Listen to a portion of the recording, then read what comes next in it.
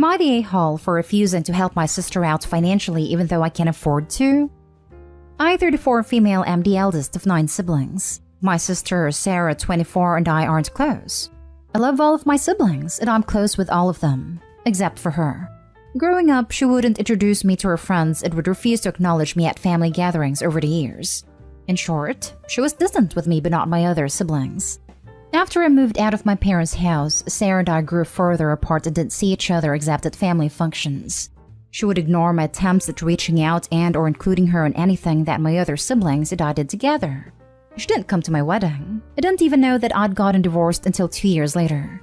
She refused to accept my request to add her to socials and never responded to any calls or texts. It hurt, but I didn't want to push, thinking that she might eventually come around so long as I kept the door open. A year ago, she finally accepted my social media request and sent me a DM. It started out as just a, "Hey sister, how are you?" After some awkward small talk, I learned that she's not doing well financially due to her boyfriend losing his job. She asked me if I could lend her some money as she was short for groceries. I agreed and told her that she didn't have to pay me back. I sent what she asked for and a bit extra. She thanked me and asked if we could visit for a proper catch-up. I agreed, and we set it up. The visit came and went, and she didn't show up or answer my call/texts. I assumed that something came up and texted that she let me know when we could reschedule. 2 days later, she DM'd saying her cell phone had been cut off for non-payment. She asked for help to get it reconnected and said she'd pay me back when she could. I agreed and sent it to her. A few days later, and she asked for more money. I sent her the money again, but told her that I can't send anything else until she pays me back because I didn't have any more that I could spare. I felt like I've been used. Then one day she asked for a cab fare. I said that I'd pick her up and drive her myself. She got angry and accused me of not trusting her. She blasted me on a family group chat saying that I was refusing to help her and that I was selfish. Sarah recently posted something about how she loves her family and how much they mean to her. She tagged all of my siblings except for me. 5 minutes later, she sent me a text asking me for money for diapers, and I lost it. I asked her why she only ever contacts me when she wants money, and that I was feeling used. She denied it and said she was angry that I could accuse her of such a thing. I sent her screenshots to prove it. She said, just forget it then. I tried to apologize for being rude, and she ignored me. A few days ago, she asked for help paying for rent and offered to repay the loan as soon as she could. I could help, but I don't want to. I feel like I'm being used. It hurts that she only ever contacts me when she wants money. So, am I the a-hole? Why do you feel bad for accurately calling her out for using you? Like, totally not the a-hole. Please stop funding her life. You're so desperate for a relationship with her that you're allowing her to manipulate you into giving money. Don't fall for that crap. I feel bad because I don't want my nieces to go without.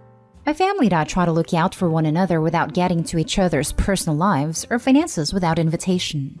There was a bit of parentification going on when I was a kid too, so I kind of see her as a daughter of sorts. Still not your issue. She is an adult and is responsible for her decisions and kids.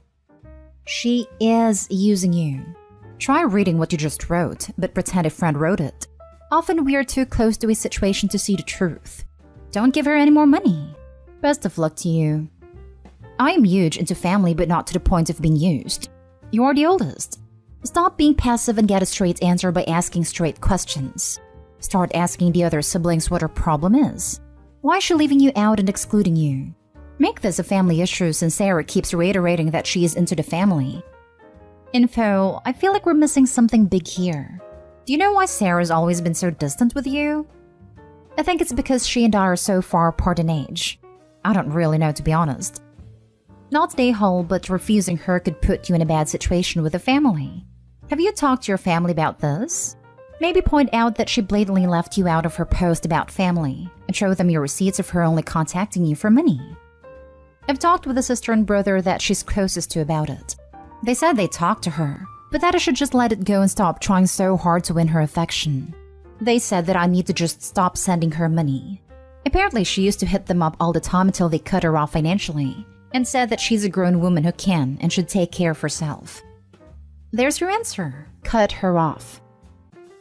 Next story is titled, Am I the a-hole for pressing charges on my mom when my family told me not to? I, 18 female, and my boyfriend, 22 male, have been living in our first apartment together for a while now. completely independent from our parents. I have never had a good relationship with my mom, 37 female. I had been taken away from her for severe neglect as a young child and was raised by my great-grandparents, 84 male plus 80 female. She wasn't a part of my life for 13 years. When my grandparents eventually passed from old age, she regained custody and moved me across the province I live in. Anyway, when we had settled in our new place, because I have better credit than my boyfriend, we were looking into getting our Wi-Fi under my name. But when I called the best provider in our little rural area, they explained to me that I owe them over $800, which couldn't make any sense as I've never had an account with them in the first place. They gave me the address and the year that it had first been owned, and it was one of the first places I had lived with my mom. I had been 15. We were on civil terms, and I let her know that because I just had a new job and have moved out. Note that I haven't lived with her since I was 15. I've mainly lived with friends as she's pretty crazy, that I won't give her money for my phone bill that I didn't owe her. But was going to anyway until she paid a balance owing under my name. Because not only was my credit now horrible, but we couldn't get Wi-Fi, and that's something I needed for school/work. She blocked me, cut my phone off, and went to my in-laws to try and break up my relationship with my boyfriend. The only way the money owed can be waived is if I press charges for fraud, but when I asked for advice, it was met with, "How can you do that to your mom? She wouldn't be able to get divorced then. She's on her fourth husband and she had cheated on him. How is that my problem? Anyway, am I the a-hole? Should I do it?" You don't press charges. The province does. The fraud can be shown with your birth certificate. You're not old enough to sign a contract when this account was opened, so provider was negligent. You probably have to file a report with the police, but nothing much will happen to your mother. P.S. Get a credit report because she didn't just do this once. This is good advice. She stole money from you and tried to sabotage your relationship with your partner. This is astonishing and abnormal. You don't owe her anything. It seems like you can't demand your overly strenuous relationship either way, so you have nothing to lose. It may seem bad from an external perspective to people who don't know the situation well, but their opinion doesn't matter. Only yours. You need to cover this debt, fix your credit, and get a Wi-Fi, which is crucial for your studies and work. The real question is, how can your mother do that to you? She was an egg donor who has abandoned her responsibility to you, and has literally committed a crime by stealing your identity and leaving you with a bad debt that's harming your ability to live your life successfully. Will these relatives who don't want you to press charges pay the bill? If not, then ignore them for suggesting you just eat your mother's crime.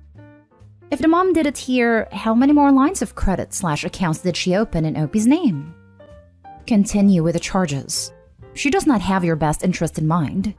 Also, the company entered into a contract with a minor which is illegal. Minors cannot be in a contract in the US. Apparently, your mom represented herself with your name, but the company did not do due diligence to avoid providing service to a minor. Access a free credit report every year starting now. Identify if other illegal charges are there. Best to you. Opie's in Canada, I believe, based on province, so the Crown presses charges, not an individual. Also, it is illegal here too, just so you know. Next story. Am I the a-hole for not involving myself in my ex-husband's child's life? I, 25 female, ex-husband, 29 male, and I divorced a year ago after I found out that he had an affair son, Carl, 1 male. By that time, I already had Adam, 3 male, and Ben, 1 male. Since my husband had an affair, he lost any right to alimony or child support from my part due to prenup stipulations. He also lost his job at my dad's and a car. When he came back begging me for an opportunity, he disclosed that Carl's mom passed away during childbirth, and we were the only family he had. I was hurt for his betrayal, but yet I still felt love for this man, and didn't want to hurt a motherless child, so I told him that I would revoke his mandatory child support payments, because I don't really need them thanks to my dad, so he could focus on doing what was best for Carl and that anything he did, monetary, for our kids was welcome but not necessary. The problem was that, a few months after the divorce, he grew comfortable enough to ask me about how to take care of a child, to the point where he would try to leave me with Carl while I explained. After I realized what was he doing and when I confronted him, he admitted that he was trying to create a bond between us so his child could have a mom too. I immediately put Carl in his arms and said that while I was sorry for the loss of his mother, I'm not willing to play mommy of his affair kid, and to never bring the subject again. He told me how unfair I was being, because now that he's young, it's the perfect time to make an introduction, and how awful it will be for Carl to see his brothers grow up with me. I felt pressured, so I took our kids and told them to contact me again through a lawyer for any future discussion. When I got home, I told my family what happened, and while almost everyone agreed with me, my mom said that I was a horrible human being because that child had no mother, and that she raised me better than this. My dad tried to defend me as well as my sisters, but my mom said that what happened between my ex and I didn't have anything to do with an innocent child, and she hopes I do the right thing, and I love the child. She's also pressuring me to buy things for the kid and make space in my home, such as giving him a bedroom and all, because she won't allow that I take my kids home and he's left there alone. But I said that I don't want to involve myself with him, and now she's not talking to me unless I agree. Now for the top comments. Yikes. Not today, home.